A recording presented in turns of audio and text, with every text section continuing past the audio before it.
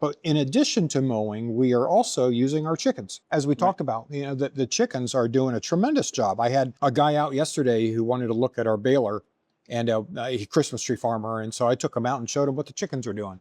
And man, they're cleaning up out there. They do it with scratching and they'll peck the weeds and that kind of thing, but they've really been doing a good job for us. Yeah, and you're specifically talking about laying hens because we Yes. have them kind of out in the open. They're contained with a electrified portable fence. So they're able to roam and get underneath all the trees as opposed to the broilers, which are kind of contained in a tractor, and we don't have a way to get them under the trees. Right. And we have, I think it's about, 10,000 square feet is about what we have sectioned off for them. So it's a big area. So Yeah, between that and the mowing. And then potentially, hopefully next year is having the sheeps, Aiden, the sheeps. Oh yeah, sheep. Yeah.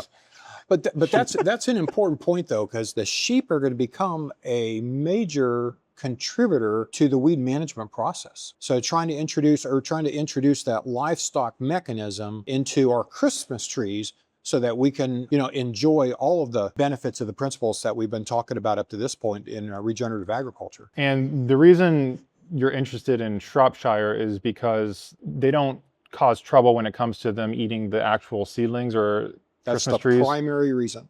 Of all the sheep breeds, that's the only one that I'm aware of that will not go after the Christmas trees, especially the seedlings. Right. And that's most important. That's important. So just to put that into perspective, the chickens do a good job of eating a lot of the bugs, keeping that in control, but they get underneath the trees and keep the weeds from growing up from under the tree and around the trunk and stuff like that. Yep. You mechanically mow the rows and the service rows, the aisles and service rows throughout the Christmas tree fields. And that's primarily just grass and like a cover crop, and you're mowing that down mechanically. And then the sheep, where the sheep come into play is that's theoretically going to reduce the amount of mechanical mowing between the aisles and in the service rows, right? Right.